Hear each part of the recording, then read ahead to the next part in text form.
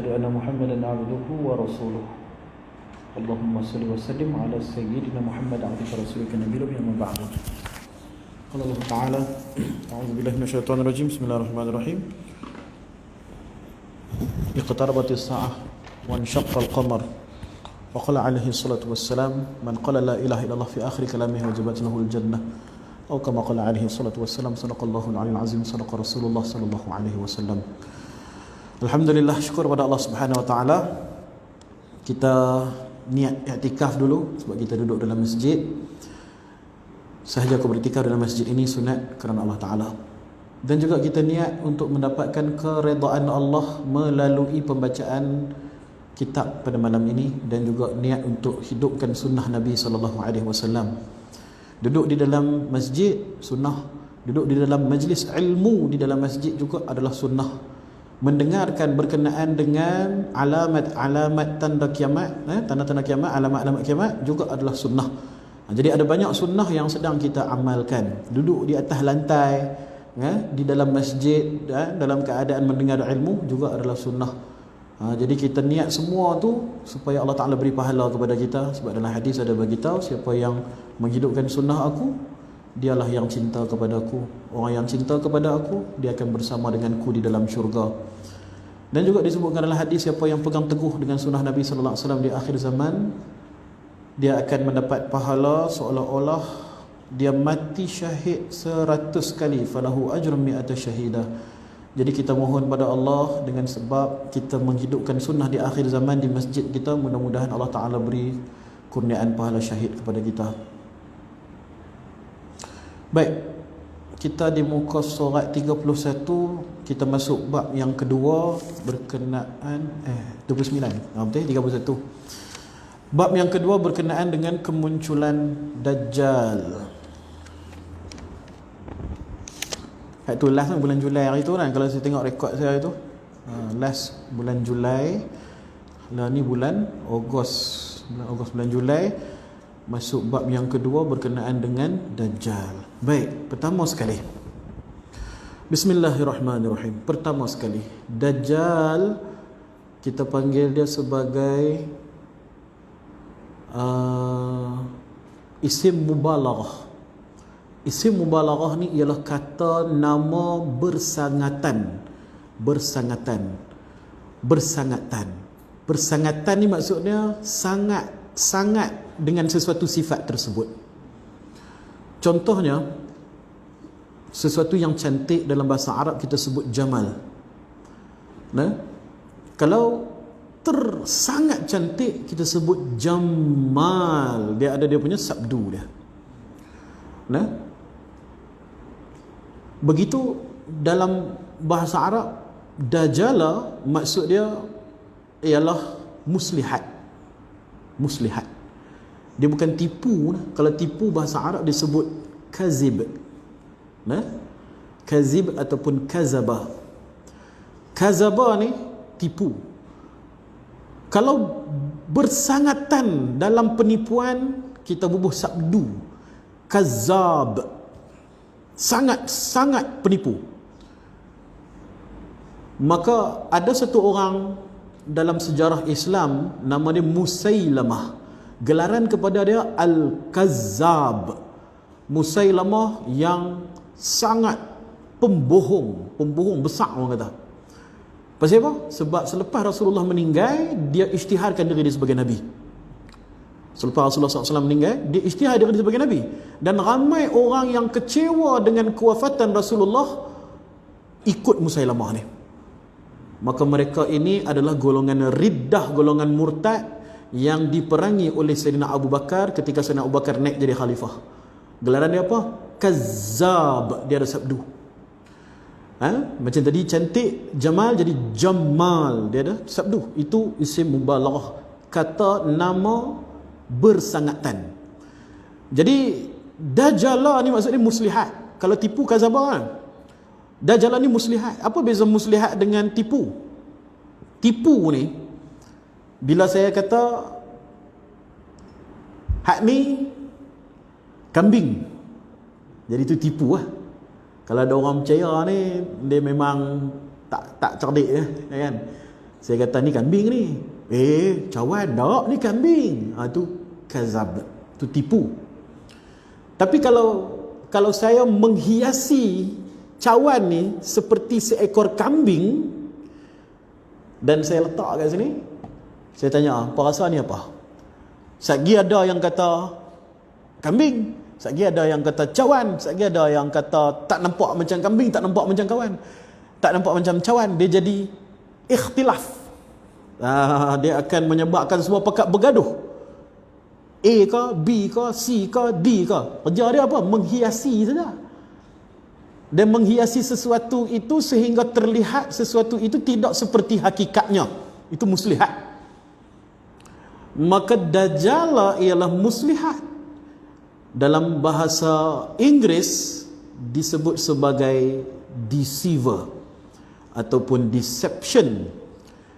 Kalau penipu disebut liar. Kita tak tipu, kita bagi cantik.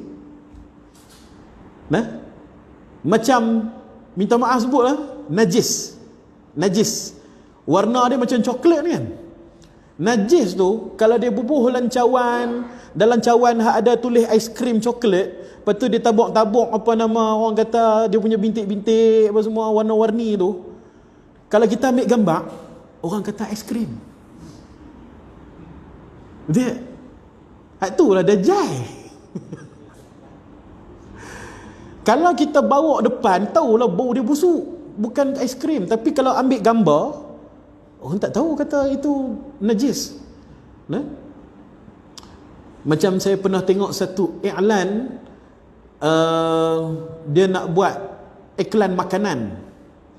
Dia nak bagi burger tu, nampak cheese dia meleleh warna putih. Dia bubuh gam putih dekat tepi-tepi roti tu. Bila dia tekan roti tu, dia meleleh keluar. Itu bukan cheese, itu gam yang berwarna putih. Dia ambil gambar, masuk kat dalam media sosial, masuk dekat dalam KFC, masuk kat dalam McDonald, masuk dekat papan tanda. Kita tengok, sedapnya nampak. Padahal benda tu benda yang tipu. Dia tak bohong kita pun, dia muslihat saja. Jadi Dajjal muslihat, kazaba penipu. Jadi macam saya beritahu, isim mubalaghah dia tambah sabdu, dia jadi Dajjal, dia ada alif dan sabdu di atasnya. Maka maksud dia sangat bersangatan ia di dalam muslihat atau pembelit yang nyata. Pembelit.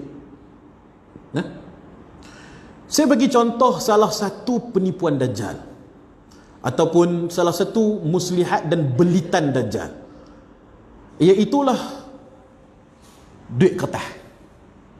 Duit kertas ni, dia adalah satu benda yang tak bernilai. Dia sama dengan kertas ni. Kertas ni sama dengan duit saya pun tak ada. Ada dalam kereta. Duit tu, kertas tu dengan kertas ni sama. Kos dia katakanlah 0.02 ataupun 0.2 sen contoh. Hak ni 0.2 sen, yang tu pun 0.2 sen. Tetapi organisasi Dajjal menulis 100 dekat situ, tiba-tiba harga dia 100. Dia menipu nilai di mata kita. Dia buat muslihat. Dan dia buat semua orang percaya bahawa kertas yang tertulis 100 itu bernilai 100 dan kamu perlu membayar dengan nilai kerja 100. Jadi kita pun bekerja berapa jam nak dapat 100 tu? Sejam berapa? Sejam RM5. Sejam RM5. Ya. 10 jam baru RM50. Jadi dia kena kerja 20 jam untuk dapat sekeping kertas yang berharga 0.2 sen tetapi tertulis 100. Ini muslihat Dajjal. Dia sibukkan kita dengan kertas. Dia buat apa? Dia keumah. Kerana emas adalah harta yang nilai dia hakiki. Nilai dia kalis inflasi. Ada satu hadis Nabi SAW pernah beri 1 keping dinar kepada satu orang sahabat. Dinar bersamaan 4.25 gram emas. Diberi sekeping dinar kepada satu orang sahabat, pergilah kamu ke pasar dan belikan kepadaku syat, seekor kambing. Apa makna dia? Makna dia, zaman Rasulullah seekor kambing berharga 4.25 gram emas, iaitu 1 dinar. Sekarang 4.25 gram emas bersamaan dengan 1000 lebih. 4.25 darab 270, baru-baru ni tengok dekat public gold, 1147, 1147, dan itu harga seekor kambing. Jadi 1444 tahun harga kambing tak pernah naik. Tiba-tiba bila kita pakai duit otah tu, duit otah kita sekarang ni, RM1 pada tahun 80-an boleh beli 4 cawan kopi. Satu 2 kupang 5 duit. Masuk tahun 90-an, RM1 yang biru tu boleh beli 2 cawan kopi, secawan 5 kupang. Masuk tahun 2000-an, RM1 sekeping tu boleh beli secawan kopi. Masuk tahun 2022, RM1 tu boleh beli separuh cawan kopi. Lah ni kopi RM2. Itu kedai-kedai kampung RM2. Kalau kita pergi Starbucks RM15 secawan kopi. Bohong lah kita kan, kena bohong tu. Rasulullah punya currency ataupun mata wang yang digunakan oleh Rasulullah 1400 tahun tak hilang nilai. Kita baru daripada tahun 80-an masuk 2022, tak, baru dalam 50 tahun 40 tahun macam tu saja dah hilang hampir keseluruhan nilai duit tersebut. Pasal apa? Kerana kertas ni dia boleh tumbuh, dia boleh dicetak sesuka hati. Bila dia semakin tumbuh, dia pasti dia pakai daripada pokok, dia tumbuh, kita buat lagi duit, kita buat lagi duit, kita buat lagi duit. Jadi satu barang, ini duit. Jadi satu barang, satu cetakan duit. Jadi harga barang ini ialah satu duit. Tapi bila barang duk banyak ni, duit dia tambah cetak 2 kali, maka 2 duit bersamaan satu barang. Lepas tu tak cukup dengan tu, disebabkan tamak dia cetak lagi 3 kali, maka 3 kali duit bersamaan satu barang. Lepas tu dia tamak lagi, dia cetak lagi sampai 4 kali, ada 4 duit bersamaan satu barang. Lepas tu jadi 5 nisbah 1, 6 nisbah 1, 7 nisbah 1. Jadi kita duk marah lah dekat PM, marah dekat Menteri Keuangan, marah kat sini. Apa nak jadi barang sentiasa naik, dulu murah, lah ni mahal. Bubuh lah siapa jadi Perdana Menteri pun, kalau pakai duit kertas, memanglah barang akan sentiasa naik. Kerana berlakunya inflasi. Kalau kita tak mau harga barang naik, kita jangan buat loan. Sebab kita buat loan kat bank tu lah, bank duk cetak duit semakin banyak. Bila semakin banyak duit dicetak, semakin banyak duit di dalam masyarakat, semakin kecil lah orang kata kuasa membeli tu, sebab duit terlampau banyak. Jadi kena bagi duit yang banyak untuk dapat satu barang. Kalau duit tu sikit, duit yang sikit itu nisbah dia lebih kecil untuk dapat satu barang. Macam dulu Jepun depa kenaikan duit pokok pisang. Masa mula-mula currency okey, satu duit pisang satu barang, tapi bila depa dah semakin kalah perang, duit depa semakin tak laku. Nak beli sebiji telur pun kena bawa punya banyak duit pokok pisang tu. Ni boleh dapat apa? Sebiji telur ya. Bagilah. Lah apa pun tak dapat. Ada yang sampai dia gadai tanah dia nak dapatkan duit pokok pisang tu. Tanah dah tergadai, duit pula tak laku. Jadi orang-orang dulu ni, orang dulu lah, nenek-nenek kita, tok-tok kita ni, depa bila dah kena scam dengan Jepun ni, depa jadi allergic dengan bank ni. Jadi depa buat apa? Simpan duit bawah bantai. Tu satu lagi, nenek-nenek kita mesti simpan barang kemas. Pasal depa lagi percaya kepada nilai hakiki emas tu. Pasal dah kena dah dulu. Mereka duk nampak emas lah yang akan mengekalkan duit mereka tu. Kalau kita menabung, tahun 80-an kita menabung RM50 besar. Orang kata boleh penuh 2 troli. Tahun 90-an RM50 tu satu troli. Kan? Tahun 2000 RM50 separuh.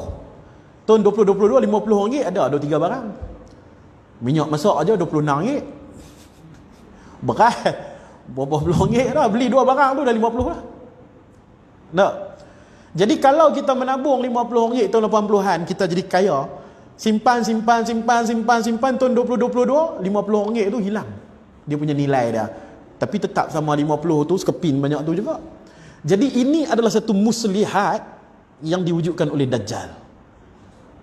Sebab apa saya kata Dajjal? Sebab baca sendiri sejarah duit kertas ni macam mana. Ia adalah hasil tamak daripada kuasa-kuasa veto yang menang Perang Dunia Kedua. Perjanjian Bretton Woods dan sebagainya. Mula-mula dia jadikan voucher. Lepas tu dia hapuskan dia punya nilai emas di belakang dia dan sebagainya. Maka manusia berebut cari duit kertas ni, dan mereka meninggalkan currency ataupun mata wang hakiki iaitu emas. Maka siapa yang kok emas?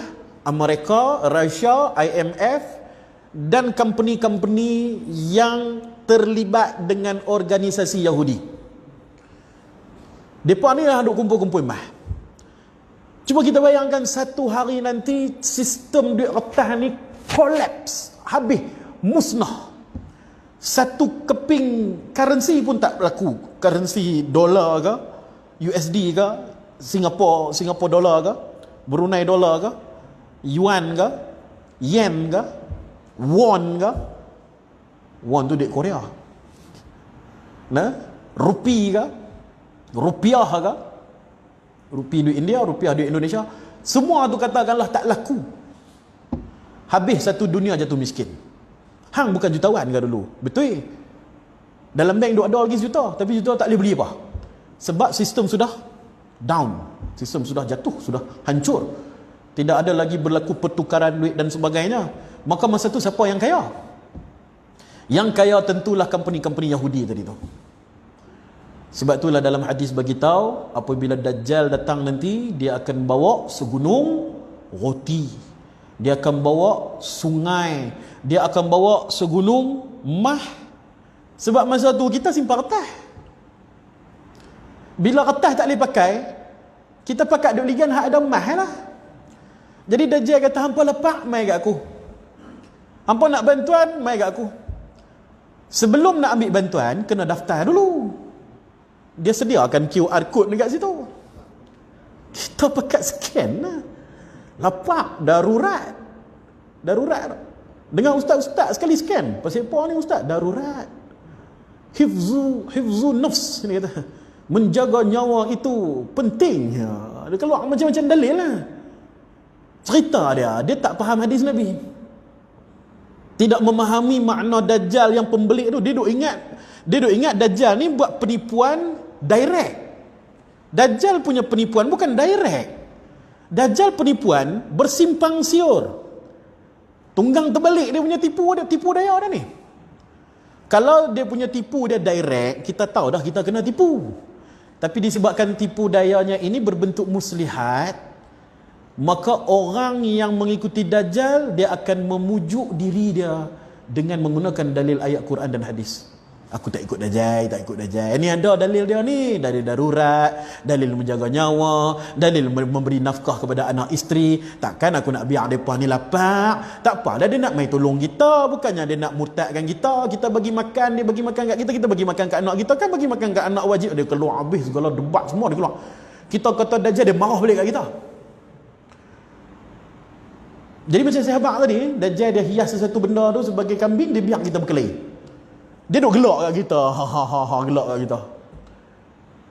Nah, sebab itulah Rasulullah menamakan dia sebagai Dajjal, bukan sebagai Kazzab. Musailamah kenapa panggil Kazzab? Sebab terang-terang dia bohong. Dia kata dia Nabi. Terang-terang dia habaq aku Nabi. Terang-terang bohong. Dia pusing buat benar lagi. Tapi kalau Dajjal, dia kona sana, kona sini, kona sana. Sampai kita pun terbelit di dalam hujah dan lidah kita sendiri. Itu baru duit kertas. Belum lagi benda-benda lain. Bak riba, bak pinjaman ni apa semua. Nak bagi nampak cantik, dia kata bunga. Bunga kan lawa, pokok gelap bunga, kan cantik. Nabi panggil apa? Riba. Kita panggil bunga. Punyalah nak kurangkan rasa bersalah. Tak apalah, darurat nak buat macam mana. Satgi kita tak ada kereta, orang kata apa? Orang kata apa? Jenuh. Dalam satu hadis Nabi sallallahu alaihi wasallam ada beritahu umatku akan terlibat dengan riba. Dan sekiranya ada yang cuba untuk menjaga diri dia daripada riba, dia tetap akan terkena walau debu-debunya. Jadi ada orang dia tak mau, semua benda dia beli cash. Rumah tak mampu, tak apa, kita sewa dulu, pelan-pelan kita beli tanah buat rumah pelan-pelan ke macam mana ke. Kereta dia cari kereta second hand, pelan-pelan dia berniaga jual apa, takoyaki tepi jalan, kumpul-kumpul beli kereta cash. Selamat dah tu daripada riba. Nabi kata tak, tetap terkena debu-debu dia. Debu-debu dia kat mana? Duit otak tadi tu lah. Oi, kalau tak pakai duit otak nak buat macam mana? Macam mana nak beli cok pisang tepi jalan? Tu Nabi kata semua akan terpaksa, termasuklah ulama-ulama sekali. Pasal kalau tak kita nak beli macam mana? Macam mana kita nak bayar bil elektrik? Lah ni kalau kita pergi dekat pejabat kerajaan pun duit kertas pun dia pun tak mau dah. Dia pun suruh kita scan ya. Scan pakai e-wallet lah ni kesian pakcik-pakcik kan, handphone 3 sekupang. Dia pun tak tahu scan kat mana, tak tahu dia kata. Kamera apa pun tak ada. Kami tak terima duit cash dah. Pakcik tu kesian, bawa duit shilling kira satu-satu, tak terima, kena balik. Dah lah mai betul nak kena beratok balik. Beratok JPJ lah apalah. No, 2 jam kita sampai kat kaunter tak boleh buat urusan kita. Aku tunggu 2 jam tadi buat apa?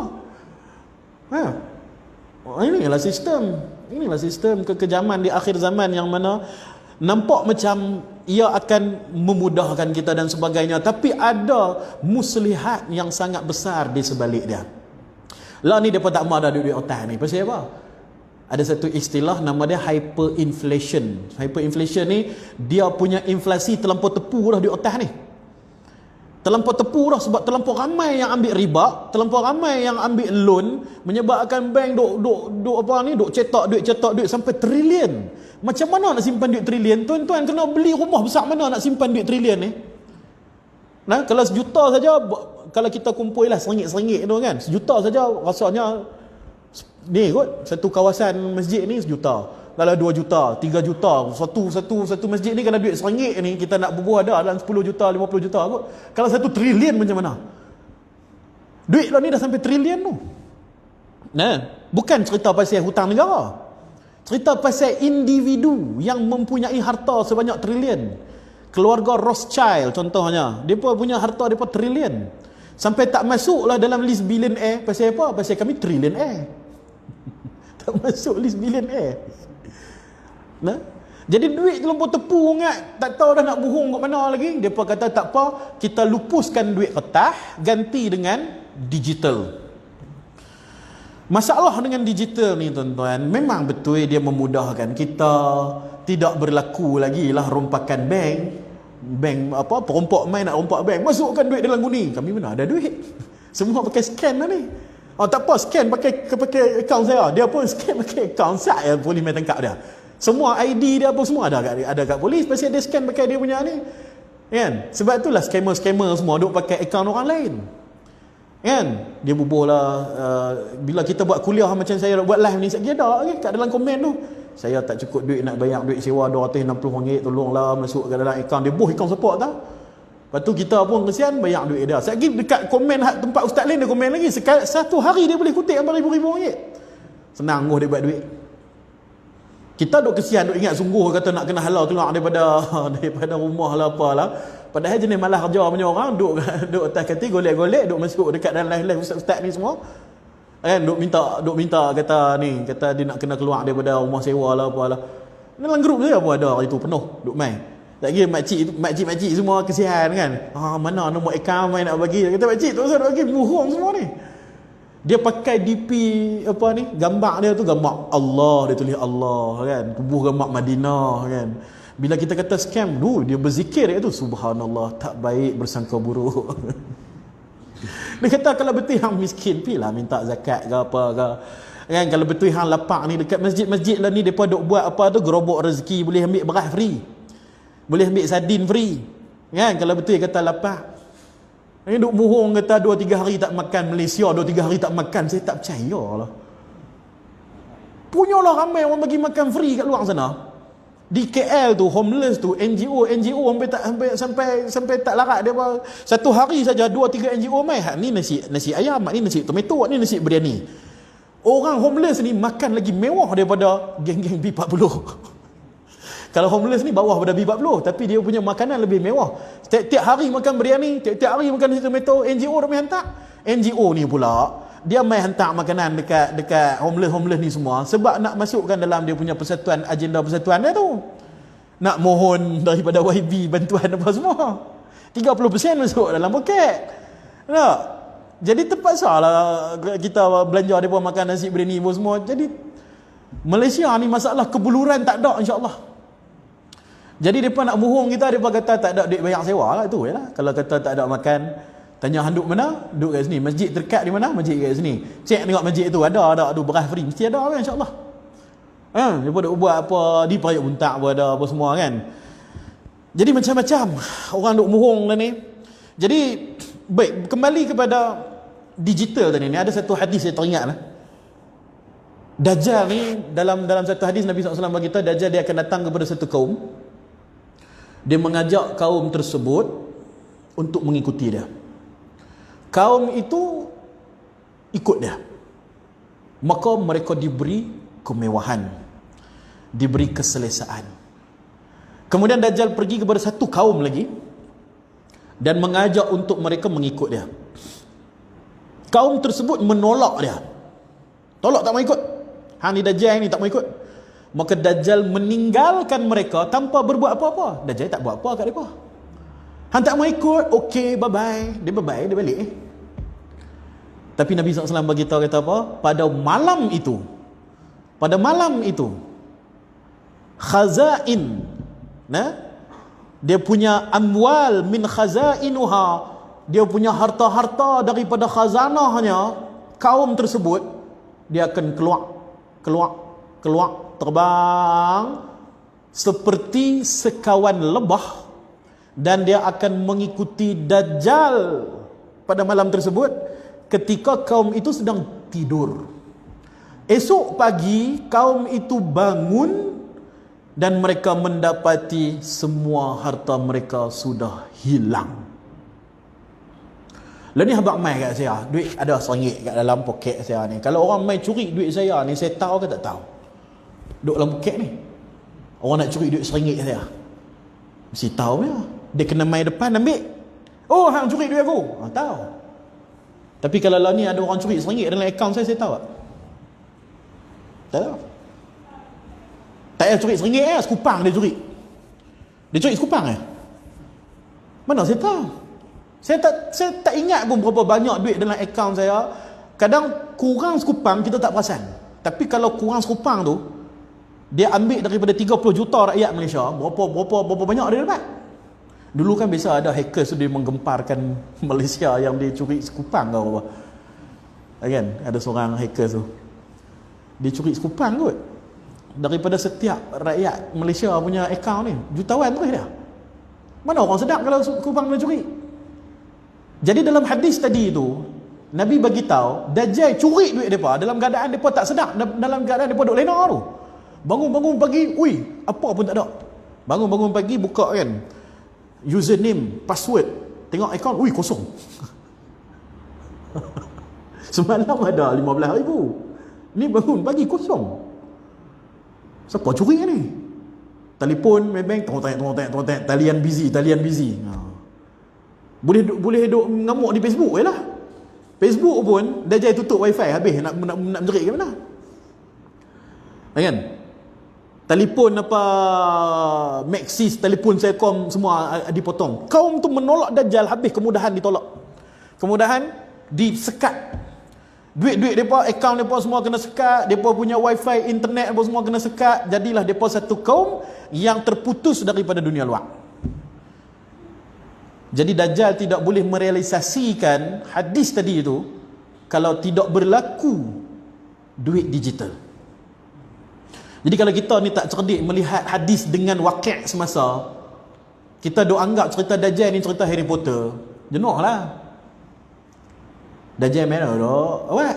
Dajjal tu dia bukan macam rasa-rasa mata satu, dia ada dia punya tiang dia tu ting ting ting ting terbang sana sini kan, naik dia boleh apa selaju angin. Kita duk bayangkan Dajjal ni seperti satu watak fantasi. Lemah betul otak kita ni. Lemah betul. Kalaulah semudah itu Dajjal boleh dikenali, dia duk terbang, duk nampak mata satu kat atas tu, siapa nak ikut dia? Semua orang bakal lari. Tapi dalam hadis Nabi bagi tahu, bila Dajjal itu keluar, pertama sekali yang akan ikut dia Yahudi, yang kedua siapa? Golongan wanita. Sampaikan seorang laki-laki terpaksa ikat isteri dia, anak perempuan dia, ibu dia dan saudara-saudara wanita dia daripada ikut Dajjal. Kalau Dajjal itu kan, Dajjal ni kan Nabi bagi tahu dia boleh terbang selaju angin. Kalaulah kita ni duk fantasikan Dajjal ni satu makhluk besar mata satu macam cerita Ultraman tu, terbang tu, lepas tu orang perempuan duk ikut dia. Tak logik. Orang perempuan akan lari dulu. Kita tengok pun seram. Apatah lagi orang perempuan nak pergi ikut, orang perempuan lari dulu, tolong ni datang apa duk terbang kat atas ni. Lagilah dia takut. Tapi Nabi habaq, orang perempuan yang ligan kita kena pergi tarik. Kalau kita memahami wakil ataupun keadaan semasa, contohnya lah fitnah Dajjal tu ada di dalam media sosial, Facebook, Instagram, TikTok. Golongan mana yang menguasai media sosial ni dengan segala fitnahnya? Tak lain tak bukan golongan wanita. Depa ni lah duk bergelek sakan kat dalam apa tu, dalam media sosial lah. Macam-macam depa duk buat benda-benda yang kontroversi. Biasanya suami-suami punya Facebook ni, dia duk share video-video lawak ya. Dah pun cerita pasal mancing, dah pun cerita pasal kereta, duk share benda-benda gitu. Cuba tengok orang perempuan punya Facebook apa. Hak ni luahan hari ni, ini luahan esok. Hak ni cerita pasal laki dia, ini cerita pasal suami, cerita pasal apa anak dia. Sekali dia masuk dalam grup kisah rumah tangga, dia pergi cerita pula pasal orang ni. Punyalah banyak aktiviti depa ni. Jadi kalaulah media sosial itu adalah fitnah Dajjal, takkah seorang suami itu perlu mengikat isteri dia daripada main benda tu? Takkah perlu seorang suami mengikat anak dia, anak perempuan dia, daripada duk bergelek-gelek depan kamera, lepas tu tunjuk dekat orang di seluruh dunia? Wih lah ni dengan pakai sakan, dengan purdah semua cukup. Jangankan yang tudung hak purdah pun sama, duk buat video pusing-pusing sana pusing sini. Mana mak pak dia apa? Mana mahram dia? Mana dia punya abang dia, mana dia punya pak dia? Tak jaga akan maruah anak perempuan ni. Sayyidatina Fatimah radhiyallahu anha bagi tahu, sebaik-baik wanita ialah yang tidak melihat lelaki dan tidak dilihat lelaki. Sayyidatina Fatimah radhiyallahu anha ketika dia meninggal, dia berwasiat, kuburkan aku di waktu malam supaya tidak siapa boleh melihat tubuhku. Tiba-tiba umat di akhir zaman dia bergelek-gelek depan semua orang, memakai pakaian Sayyidatina Fatimah radhiyallahu anha. Kemudian bubuh ayat-ayat Islamik, hijrah itu bukan mudah. Jangan hukum kami, kasihanilah kami, perjalanan masih panjang lah, macam-macam lah. Kita jadi serba salah. Cakap lagi orang marah, tak cakap pun kita duduk biar, menyedihkan Rasulullah sallallahu alaihi wasallam. Orang macam ni kalau jumpa Sayyidatina Fatimah pun tak mau tengok dia. Kita kata kita ikut sunnah Nabi, jumpa Nabi pun tak mau mengaku sebagai umat. Jadi kalau semua tu adalah muslihat dan belitan Dajjal, adakah kita dan keluarga kita selamat? Adakah kita dengan anak-anak perempuan kita selamat? Jadi zaman-zaman akhir ni, sebaik-baiknya media-media sosial semua kita buang. Tinggal apa yang kita boleh berhubung dengan keluarga cukup lah. WhatsApp ke SMS orang tak pakai dah lah ni. WhatsApp lah, WhatsApp boleh lah. Nah, takat-takat nak sembang AJK masjid, sekali nak buat program pun nak panggil orang kenduri. Segala Facebook, Instagram, TikTok, Twitter, semua tu fitnah belaka. Menyebabkan peperangan Arab Spring dulu, tahun 2010 dulu, bermula di media sosial. Mereka kata itu adalah perjuangan kemerdekaan. Perjuangan kemerdekaan mereka tu telah membunuh beribu-ribu orang tak bersalah. Telah menjadikan buta huruf begitu ramai anak-anak kecil ni. Saya duduk di Jordan 4 tahun mengaji degree di sana, usul fiqh. Jiran saya selama 4 tahun orang Syria pelarian. Anak-anak mereka ni tak erti baca. Tunjuk mereka kalimah Allah, dia tak tahu tu benda apa. Padahal dia orang Arab, ni apa ni? Tak tahu dia kata. Tunjuk Muhammad tak tahu. Tunjuk kalimah Allah, tunjuk kalimah Muhammad tak tahu. Tapi selalu nak nampak, tak. Kalau hang nampak, hang faham apa? Dia kata hak Allah ni raja. Yang hak Muhammad ni pemaisuri. Pasal mereka pun macam kita juga. Kalau kita pergi ke Kedah, sekali ada lah gambar raja, gambar pemaisuri kan. Selamat datang ke Kedah. Sampai kat Perlis, jangankan raja pemaisuri, semua anak beranak dia bubuh. Daripada tengku, mahkota dia apa semua ada. Raja-raja muda semua ada. Satu family penuh. Selamat datang ke Perlis. Kan? Macam tu juga di negara Arab. Di mana-mana pun ada raja, ada pemaisuri. Raja, pemaisuri. Jadi bila mereka pergi ke masjid tengok Allah Muhammad, dia berkata hak ni raja, hak ni pemaisuri. Dia tak erti pun. Pasal apa jadi lagu tu? Pasal 10 tahun, lebih 10 tahun berperang, sekolah tak boleh nak buka, anak-anak membesar dalam keadaan buta huruf tak erti apa. Raja mereka duduk pergi kat tepi jalan minta duit kat orang. Semayang tak, apa pun tak. Yang hak mencetuskan benda ni semua media sosial. Dia berkata kami berjuang, kami berjuang. Asbab daripada mereka menyebabkan beribu anak-anak Syria tak erti semayang. Tak tahulah perjuangan mereka tu dapat pahala ke tak. Perjuangan apa? Sebab itulah Nabi SAW melarang memberontak kepada pemerintah yang masih membenarkan kamu solat, masih membenarkan kamu untuk beragama. Tak? Walaupun pemerintah tu fasik, jahat, Nabi kata walaupun dia pukul belakang kamu dan dia ambil duit kamu secara zalim, ada hadis dia. Jangan kamu memberontak. Jangan kamu angkat senjata lawan dia. Doa pada Allah Ta'ala jadikan dia orang soleh, ataupun nanti dia mati ganti dengan pemimpin yang lebih soleh. Tak? Walaupun dia pukul belakang kamu, walaupun dia ambil duit kamu secara zalim, selagi dia benarkan kamu solat, kamu jangan memberontak. Sebab apa? Kesan dia lebih besar. Kesan buruk dia lebih besar. Nah? Dia pun tak dengar cakap Nabi, dia pun memberontak juga, angkat senjata juga. Orang marah kat saya, dia kata ni duk sokong kerajaan zalim ni kan, sokong apa Syiah lah apalah. Dia tak faham apa kita nak sampaikan. Disebabkan perkataan yang saya sebut ni lah, Syekh Ramadan Al-Buti, wali Allah daripada Syria, mufti besar Syria, kena bom dengan teroris. Sebab dia kata apa, mufti ini dah menyokong Syiah lah ni, kami nak berjuang, dia kata perjuangan kami salah. Dah Nabi habaq macam lain ni, kata muslihat dajjal, dia bagi pusing pening kat kita. Dan yang duk bersemangat sana sini huha-huha tu semua, Fardu Ain pun tak lepas. Fardu Ain pun kalau kita tanya rukun sembahyang pun tak erti. Jadi tertipu dengan fitnah dajjal tu sendiri. Jadi atas sebab tu tuan-tuan, kita nak faham dajjal ni, kita bukan sekadar baca hadis dia saja. Lepas tu kita anggap dia adalah satu watak fantasi yang boleh buat magic ke sana, buat magic ke sini. Tak.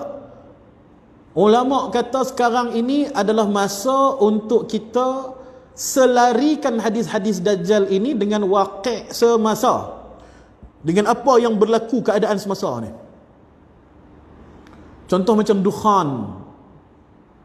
Sebelum kedatangan dajjal akan datang dukhan. Dukhan ni apa? Dari sudut bahasa, maksud dia asap. Dari sudut realiti, apa-apa pun boleh jadi. Cuma kita tengok asap apa di akhir zaman. Asap rokok, asap kereta, asap kelang, asap peperangan. Sebab perang zaman lalu pakai asap. Perang zaman Nabi mana ada asap? Perang zaman Nabi tungtang pakai besi. Perang yang pakai asap ni, perang zaman kita, dok bom sana, bom sini. Bila tembok keluar senjata api, pum, berasak-berasak. penuh dengan asap bila sesuatu tempat itu berperang. Asap peperangan, asap nuklear. Dan ada ulama yang mengatakan, ulama kontemporari, ulama-ulama moden mengatakan boleh jadi virus-virus juga adalah dukhan, macam corona. Sebab ada dalam satu hadis Nabi SAW beritahu, apabila dukhan itu datang dan kamu menghidunya, kamu akan kena sesemua. Jangan corona main kat kita, bila kena sesemua, sonsek, hilang deria rasa. Boleh jadi corona itu adalah dukhan, petanda Dajjal akan datang selepas itu. Allah Ta'ala alam. Benda ni adalah pendapat. Hakikat Nabi dan Allah dan Rasul saja yang tahu. Kita Rasul tak ada lah ni. Kita ada hadis-hadis saja. Maka kita boleh bersangka-sangka semata-mata. Dan kita jadikan ia sebagai satu waspada. Satu untuk kita berhati-hati. Apa kita nak kena buat? Kena menggelabah lah. Dah. Bila tanda-tanda kiamat berlaku di depan kita, Nabi suruh tambah amal. Nabi suruh tambah amal, bukan suruh menggelabah. Menggelabah nak kiamat dah, bila tak biar kerja dah, TV pun bagi pecah. Duit-duit semua dia pergi bakar ni semua ni riba. Ada orang kata, hampa duit tu riba, hampa transfer kat saya. Kan, duit-duit atas pun tak orang pakai, mai bagi kat saya. Tak, jangan menggelabah. Nabi suruh tambah amal. Seteruk-teruk sesuatu yang akan berlaku kepada kita hanyalah kematian. Tak ada benda yang lebih teruk pada tu akan berlaku pada kita. Habis teruk pun akan berlaku kematian. Jadi kita bersedialah dengan kematian. Bersedia dengan kematian tu apa? Gali kubur siap-siap ke? Belikan kapan siap-siap ke? Tak. Itu persiapan perkakasan untuk mati. Persiapan mati ni ialah kita ni akan jadi apa lepas kita mati. Kena apa lepas mati? Masuk dalam kubur macam mana? Lepas tak lepas? Di mahsyar nanti macam mana? Lepas tak lepas? Maka sebab itulah kita tengok ulama-ulama di seluruh dunia, mereka juga membaca hadis-hadis Dajjal dan mereka menyibukkan diri mereka dengan amal, dan mereka menyibukkan diri mereka dengan majlis-majlis. Kita duk kata awak depa tak kalut lah. Bukan lo ni tanda kiamat, Dajjal nak mai, Mahdi nak mai. Awak ulama-ulama masih sibuk duk mengajar di madrasah. Itulah usaha yang betul dalam menghadapi Dajjal. Usaha yang betul dalam menghadapi Dajjal ialah kita main mengaji Main mengaji, main qiyamul lail, main majlis zikir, main majlis selawat. Itulah usaha untuk kita menghadapi Dajjal.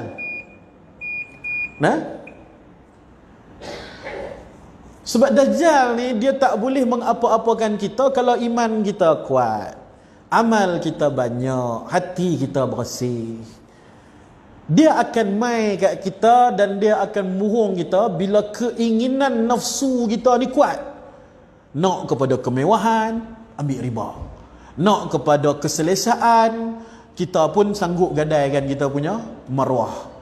Nakkan apa duit yang banyak, kita tak peduli rasuah halal haram. Hak jenis-jenis macam tu yang kena tipu dengan Dajjal. Keinginan hawa nafsu dia tu. Tapi kalau kita duk kawai, kita kawal kita punya hawa nafsu kita, bersihkan hati kita, Dajjal main nak muhung kita, dia offer kat kita macam ni, kita buat tak tahu. Ada satu orang sahabat Nabi nama dia Mughirah bin Syu'bah. Dia duduk dalam masjid dalam keadaan yang sangat takut. Muka dia berkerut-kerut. Nabi tanya, "Ya ibni, wahai anakku, apa yang kamu lakukan? Apa yang sedang berlaku pada kamu?" Dia kata, "Aku tengah memikirkan tentang Dajjal." Nabi tanya, "Hang duk fikir apa pasal Dajjal?" Mafhum dia lah dalam bahasa kita. Nabi tak cakap Kedah lah kan. Mafhum lah, faham apa ni terjemahan dia. Hang duk kalut apa pasal Dajjal? Duk fikir apa pasal Dajjal? Dia kata, "Bukankah Dajjal nanti akan memiliki gunung roti di saat seluruh dunia dalam keadaan kebuluran?" Bayangkan, kebuluk habis semua ni, apa pun tak ada. Satu pokok pun tak tumbuh, satu menatang pun tak hidup. Semua pakat mati. Tiba-tiba Dajjal memiliki makanan yang sangat banyak. Siapa yang nak makan? My scam. My scan daftar dulu sebagai pengikut dia. Jadi Mughirah bin Syu'bah ni dia takut, macam mana keadaan aku masa tu, aku ni Boleh tahan, kau tak boleh tahan. No. Nabi abang kat dia, kamu jangan risau, Dajjal ni tak boleh mengapa-apakan kamu. Dia tak boleh mengapa-apakan kamu. Apa makna dia? Ulama kata Dajjal ni dia tak boleh buat apa-apa kepada sahabat Nabi, sebab sahabat Nabi ni dia tak ada keinginan dunia dalam hati dia. Dia hanya nak Allah dan Rasul saja. Dia sanggup korbankan ibu bapa dia, apatah lagi harta, apatah lagi anak isteri untuk bersama Allah dan Rasul. Takat Dajjal ni celah gigi dia ya. Takat Dajjal nak offer kereta ke, rumah ke, ni mak aku pun aku korbankan untuk Rasulullah. Tiba-tiba hang nak offer kat aku banglo. Silap orang. Silap orang lah. Jadi Dajjal ni dia tak berani mai ketika zaman sahabat, sebab kalau dia datang tak ada satu sahabat pun akan tertipu, kerana keinginan mereka terhadap dunia ni tak ada. Jadi Nabi beritahu kat Mughirah, kamu jangan risau, dia tak boleh apa-apakan kamu. Kamu ni sahabat. Sahabat ni iman dia kuat. Ada dalam satu hadis yang lain, Nabi SAW beritahu, sekiranya Dajjal datang ketika kamu ni masih ada, sahabat-sahabat Nabi ni masih ada, kamu ada Abu Bakar, ada Umar, ada Uthman, Ali, Abu Ubaidah, Zubair, kan, Abdullah bin Zubair, ada Ibnu Abbas, ada Abu Hurairah, sahabat-sahabat Nabi yang hebat-hebat, iman sebesar gunung ni. Ada ni semua ni satu kumpulan, Masya Allah, yang iman cukup kuat. Kalau Dajjal datang ketika kamu ni masih ada, hampa tak payah buat apa pun. Anak-anak di Madinah akan mengambil batu dan baling kepada Dajjal tu. Kalau Dajjal mai ketika zaman kamu, hang tak payah buat apa. Budak-budak boleh settle. Budak-budak kecil boleh settle, ambil baling batu dekat Dajjal ni. Bukan saya kata, ada hadis dia. Tetapi Dajjal akan datang ketika umat tidak lagi mempedulikan tentang agama dia. Jangankan kata budak-budak, jangankan kata orang tua, ulama pun akan ikut Dajjal ketika itu, sebab dah tak peduli dah pasal agama. Tak kisah dah pasal agama. Yang penting aku nak hidup, tak apalah, biar pilah, darurat pun darurat lah, tak apalah, yang penting bulan-bulan aku nak kena bayar ni, kereta siapa nak bayar, rumah siapa nak bayar, ni zat lagi kena halau keluar, aku nak makan apa, anak bini aku nak makan apa. Ulama pun fikir benda tu nanti. Tak apalah, ikut bilah. Kita ada dalil. Kita ada Quran, kita ada hadis. Menggunakan dalil untuk menghalalkan dia bersama dengan Dajjal. Nabi dah habaq siap-siap dah, dia akan mai di akhir zaman, di saat umat dah tak peduli pasal agama. Kalau dia mai zaman kamu, hang tak payah buat apa, budak-budak baling batu kat dia. Jadi apa yang kita dapat daripada hadis tu? Yang saya faham satu lah, kita kena usaha iman kita ni seperti para sahabat. Ada orang dia usaha atas iman dia saja, dia tak usaha atas kebersihan hati. Iman dia kuat tapi hati dia busuk. Sangka buruk ke orang, hang ni tak ikut usaha macam aku, habislah hang. Kamu ni tak seperti aku. Iman dia kuat, dia boleh pergi ke mana saja. Ke mana saja kamu boleh bawa aku. Aku nak pergi dakwah kat sana, aku nak pergi ajak orang ni. Oh, berani. Iman dia kuat tapi hati busuk. Sebab usaha hati, kebersihan hati tak sama dengan usaha iman. Usaha iman dia kuat ataupun lemah berdasarkan usaha daripada mengajak dia kepada amal tu. Tapi kalau usaha kebersihan hati adalah satu usaha yang berbeza. Begitu jugalah usaha ilmu. Kita usaha atas iman, ilmu takkan bertambah kecuali dia duduk dalam majlis ilmu. Ilmu, amal takkan bertambah kecuali dia duduk dalam majlis amal. Jadi kita ni kena ada guru yang guide kita. Masuk majlis amal juga, masuk majlis dakwah juga, masuk majlis ilmu juga, masuk majlis selawat juga, masuk majlis ilmu fardu ain juga, masuk majlis ilmu tajwid juga. Lengkap semua. Barulah dia menjadi seorang Muslim yang boleh melawan Dajjal. Jadi bila tanya, hang apa usaha hang nak menghadapi Dajjal? Oh, kami dah siap lah. Kami dah berlatih main kuda lah, apa-apa semua. Rukun wuduk dah apa-apa? Tak tahu. Hang kalau kena bunuh dengan Dajjal, hang masuk neraka lu. Fardu ain tak lepas. Hang lawan Dajjal bunuh dia masuk neraka. Oi, siapa aku masuk neraka? Fardu ain tak lepas. Wuduk pun tak erti, istinja pun tak erti, bab najis pun tak tahu. Ucap syahadah sah pun tak sah pun dia tak tahu. Tapi kalau kita usaha atas menjadi Muslim yang sempurna, Kita main mengaji betulkan Quran kita main mengaji fardu ain, kita duduk dalam majlis amal, kita ada zikir-zikir kita ada selawat-selawat kita. Dajjal main pancung bola kita, insya-Allah masuk syurga. Jadi usaha yang betul melawan Dajjal ialah kita sempurnakan Islam dalam diri kita. Bukan kita duk buat gelabah, buat kalut, lari sana sini, bukan.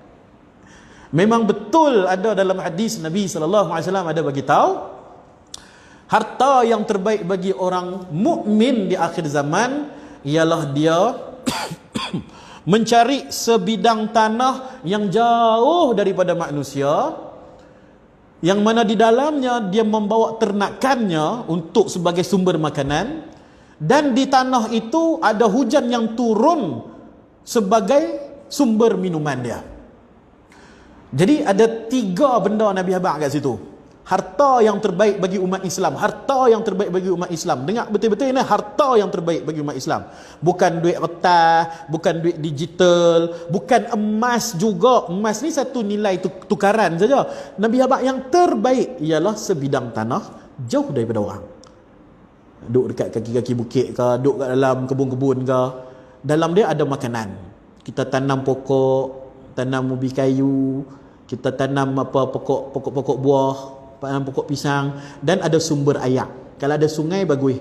Kalau tak ada sungai pun air boleh boring keluar daripada bawah, kita boleh korek telaga. Ataupun tempat itu memang taburan hujan dia banyak yang kita boleh takung air.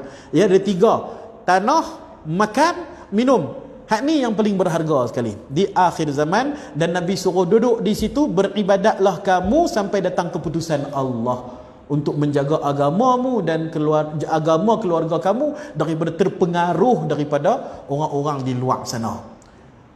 Ada orang baca hadis tu, semangat dia pergi beli tanah lot kat tengah hutan mana tu, lepas tu dia pun bawa anak bini dia apa semua, tapi duk main Facebook. Kami dah berhijrah, anda bila lagi? Nabi suruh bawa anak bini kita lari pijuh pada orang tu supaya selamat daripada fitnah mereka. Kita duduk di situ masih lagi berhubung dengan orang dunia. Apa guna kita duduk hutan, hang duduk dekat pekannya. Kalau betul-betul nak pergi duduk hutan, jangan pakai telefon terus. Betul-betul duduk situ buat ibadat sampai mati. Anak bini di situ buat ibadat sampai mati. Tu baru betul. Tapi ni dia duk main Facebook juga, dia duk main WhatsApp juga, duk maki orang siapa tak hijrah, semua ni sesat, tak ikut nasihat Nabi. Hang dah kena tipu dengan Dajjal sekarang ni. Lama-lama dia boring. Duk tengok kiri kanan semua hutan, tengok sini monyet, tengok situ monyet. Tak betul ni usaha aku ni. Dia keluar jadi orang dunia balik. Masa dia tengah jadi orang dunia tu Dajjal baik. Tangkap dia. Nah, jadi begitu orang putih kata delicate. Sangat-sangat rapuh, sangat-sangat mudah pecah. Kalau kita ni hantar pos laju tu, dia bubuh stiker gelas tu. Sangat-sangat mudah pecah ni benda-benda di akhir zaman ni. Kena hati-hati kita bawa kita punya kepala kita, bawa hati kita, bawa iman kita, ilmu kita kena hati-hati. Nak berguru pun kena hati-hati. Nak cari majlis pun kena hati-hati. Lah ni ustaz-ustaz palsu merata-rata. Pandai cakap ni bagi jadi ustaz. Tanya sejarah pengajian dia, kita pun tak tahu dia mengaji di mana. Dia pun tak tahu nak mohong kat mana dia mengaji mana. Tapi dia ceramah dia sedap. Orang kampung suka. Tu kita panggil. Apa ijazah yang dia ada? Guru mana yang mengijazahkan dia untuk mengajar? Ustaz ini, gelaran ustaz maksud dia pengajar. Gelaran ustaz diberikan kepada seseorang yang mendapat ijazah tadris. Ijazah tadris ini ialah izin mengajar daripada guru sebelumnya. Guru sebelumnya, dia akan mengaji dengan guru tu, dan guru tu akan uji dia, buat test ke, imtihan ke, peperiksaan ke. Okey, hang lulus. Lah ni aku izinkan hang mengajar, baru layak pakai nama ustaz. Sebab ustaz tu pengajar. Tapi zaman lo, siapa-siapa pun boleh jadi ustaz. Saya pandai bercakap ya. Dia cakap sedap, dia suka buat lawak, orang kampung suka, makcik-makcik, pakcik-pakcik suka, tak apa, kita panggil dia ustaz. Tak boleh lagu tu. Adakah doktor semudah itu kita panggil? Dia ni pandai cakap bab-bab kesihatan, kita panggil dia doktor. Oh, sedap lagu tu. Suka-suka panggil orang doktor. Nah, dalam undang-undang kalau kita pakai doktor ni, tanpa ada kelayakan doktor, kena saman. Saman mahal. Tapi tak ada dalam undang-undang siapa-siapa pakai gelaran ustaz kena saman. Tu orang duk pakai gelaran ustaz suka-suka hati dia. Yang duk di meja-meja ceramah ni pun ramai yang bukan ustaz tapi duk mengaku ustaz sebab pandai cakap. Jadi bila orang tanya soalan, dia tak boleh nak jawab, dia merapu jawab pergi, orang jadi sesat belaka. Sebab itulah dalam hadis Nabi SAW beritahu, antara tanda kiamat ialah Allah Ta'ala akan mematikan para ulama. Allah Ta'ala akan mematikan para ulama, maka berbahagilah para juhala, orang-orang jahil di atas muka bumi. Lalu mereka diangkat menjadi ulama oleh orang-orang yang tak erti apa. Orang-orang ni tak erti apa, nampak dia ni ada serban sikit, ni pandai cakap sikit, dia ni lah jadi ulama, angkat dia jadi ustaz. Nabi beritahu, lalu dia memberi fatwa tanpa ilmu, bighairil ilm, tanpa ilmu dia memberi fatwa, maka dia itu sesat dan dia menyesatkan orang lain. Hadis riwayat Muslim, hadis sahih ni. Dan itulah yang kita nampak pada zaman sekarang. Tak dan Dajjal main lagi dah sesat dah. Kalau Dajjal main 2 kali sesat.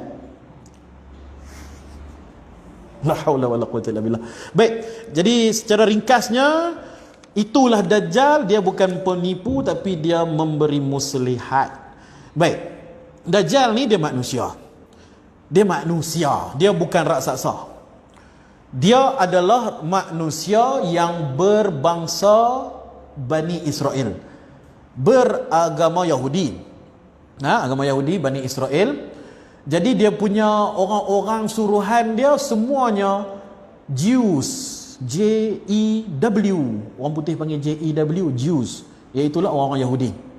Orang Yahudi adalah orang-orang suruhan dia. Sebab itulah bangsa dia. Orang Yahudi duk tunggulah Dajjal ni datang sebagai nabi terakhir mereka. Sebab itulah nanti Dajjal datang, dia akan mengaku diri dia sebagai nabi. Dia mengaku diri dia sebagai Nabi Isa. Dan dia akan datang menyerupai seperti Nabi Isa. Dia akan datang dengan umurnya seperti umur Nabi Isa. Dia akan datang dengan mukjizat seperti mukjizatnya Nabi Isa. Sehingga ramai orang tertipu bahawa dialah Nabi Isa. Jadi siapa yang tidak ada guru untuk dia berpaut padanya, maka dia pun akan tertipu bahawa itulah Nabi Isa. Sebab itulah Nabi Isa yang sebenar akan datang dan membunuh dia nanti. Jadi yang kita kena faham sekarang ni, Dajjal itu bukan raksasa, dia bukan satu mesin, dia bukan satu benda yang macam besi ke, batu ke, dia bukan benda, dia adalah manusia.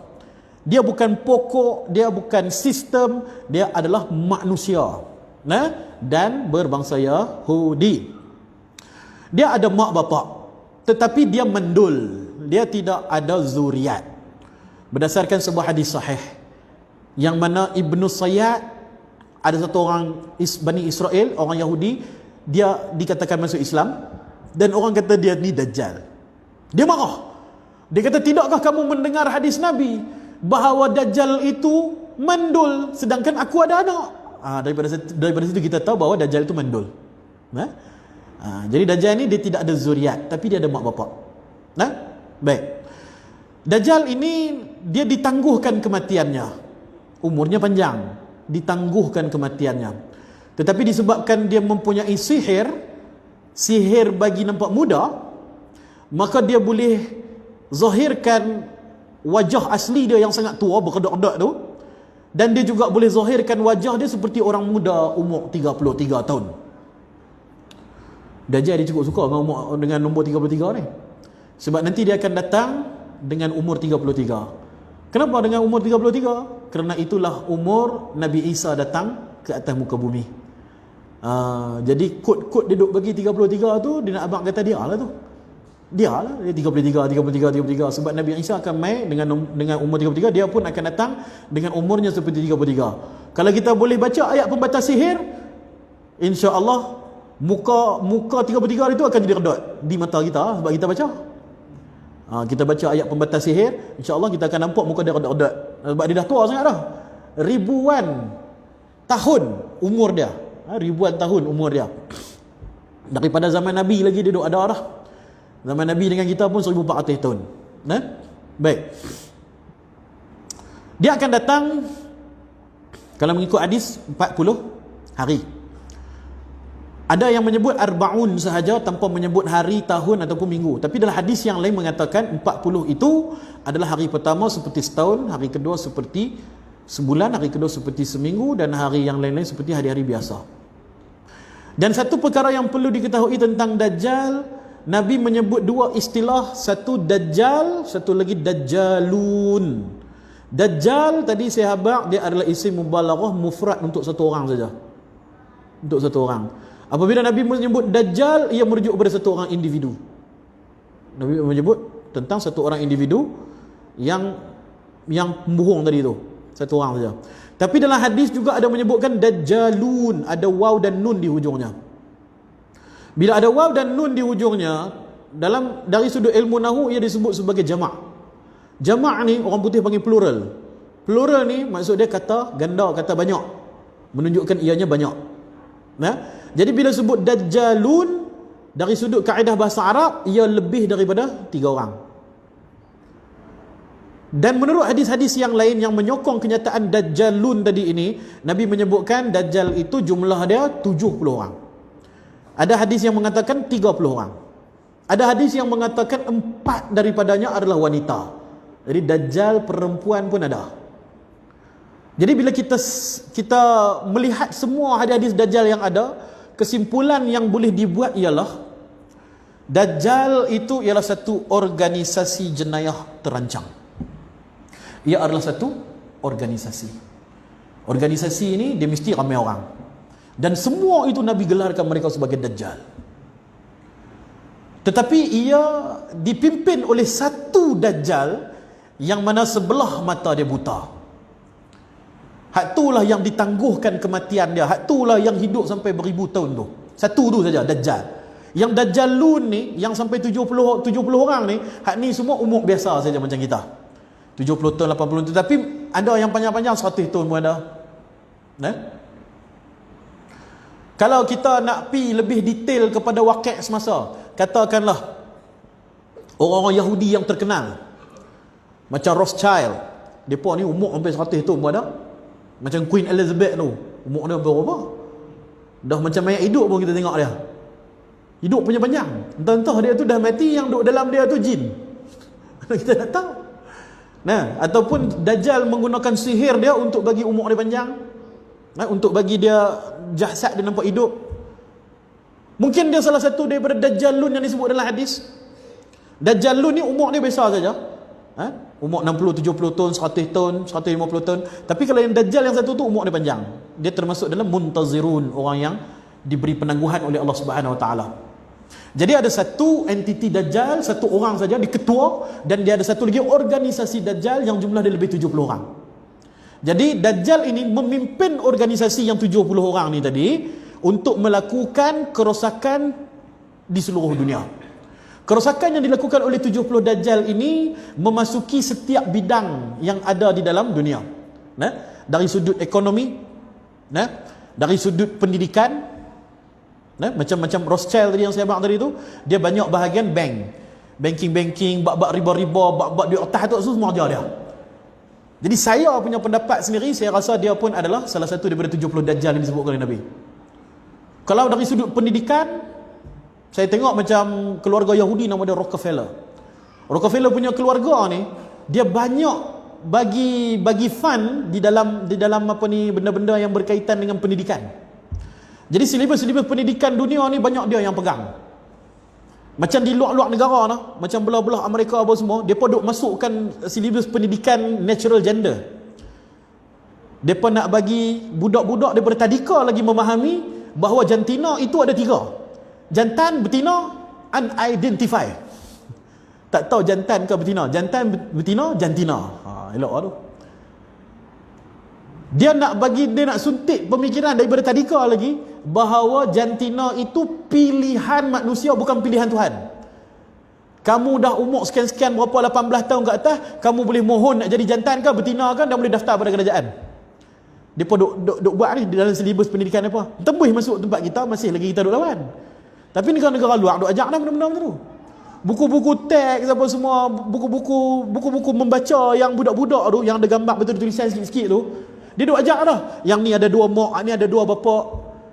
Seseorang itu boleh ada 3 mak, 3 bapak, 2 mak, 2 bapak. Nak abang kata tu gay dan lesbian, LGBT lah. Jadi yang duk kawal silibus-silibus pendidikan tu pok-pok Yahudi ni juga. Jadi dari sudut ekonomi dia rosakkan, dari sudut pendidikan dia rosakkan, dari sudut politik memang rosak lah. Tak rosak pun kita nak buat rosak lah. Macam mana dia merosakkan kita, macam belahkan kita, hang geng ni, aku geng tu, aku tak mau pergi kenduri hang, tak boleh pergi kenduri aku, hang tak boleh jadi imam kat aku, hang buat masjid hang sendiri. Pecah belah habis. Nah, itu dari sudut politik, dari sudut apa, dari sudut sejarah dia duk bunuh orang. Kan?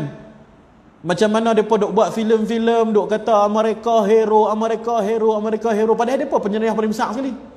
Depa serang Vietnam, depa hero. Depa serang Iraq, depa hero. Depa kata kita mesti mempertahankan negara kita, padahal depa yang menyerang orang. Nah, negara tu lah yang kena mempertahankan diri depa daripada serangan Amerika ni. Tapi Amerika sentiasa menunjukkan dalam sejarah yang depa ni paling apa ni adalah polis dunia, depa ni lah yang baik dan sebagainya. Dia penipuan dari sudut sejarah. Penipuan dari sudut sejarah kepada kita pun berlambak-lambak.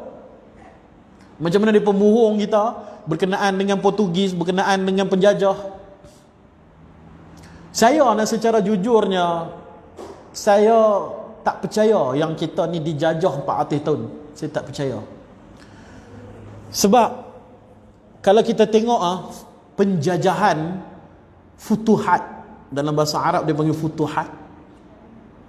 Contohnya Mesir, Turki, Algeria, Morocco, semua tu adalah utara Afrika, dan semua itu adalah Empire Rome pada satu masa dulu. Yang duduk di situ orang putih.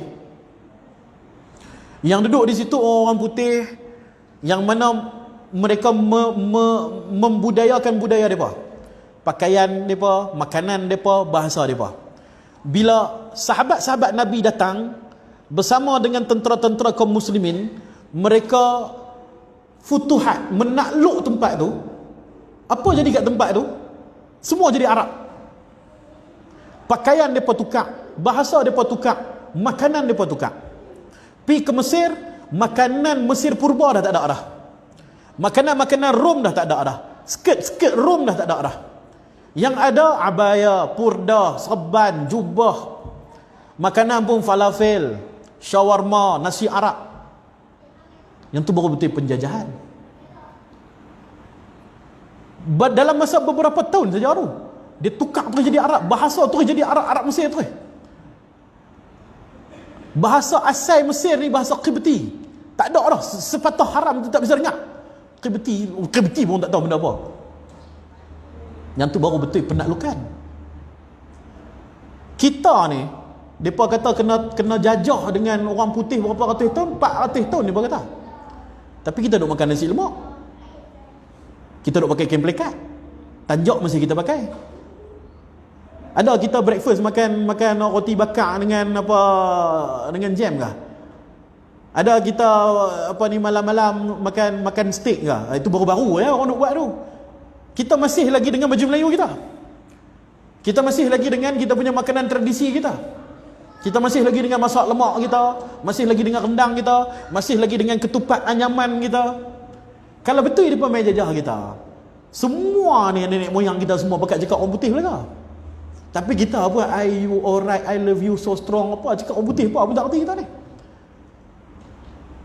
Di mana dia jajah kita tu? Macam mana dia boleh jajah kita dalam keadaan kita tak terkesan dengan mereka? Saya rasa dia main parking lah. Lepas tu dia claim kata dia jajah, dia bohong kita kat dalam buku sejarah. Kita pun duk rasa lemah, kami ni bangsa yang lemah, bangsa yang kena jajah. Jatuh kita punya maruah kita, jatuh kita punya rasa jati diri kita. Kita rasa motivasi kita down. Kita duk rasa kami ni bangsa second class sebab kami kena jajah dengan mereka. Padahal mereka tak pernah jajah kita pun. Kita pun tiap-tiap tahun merdeka.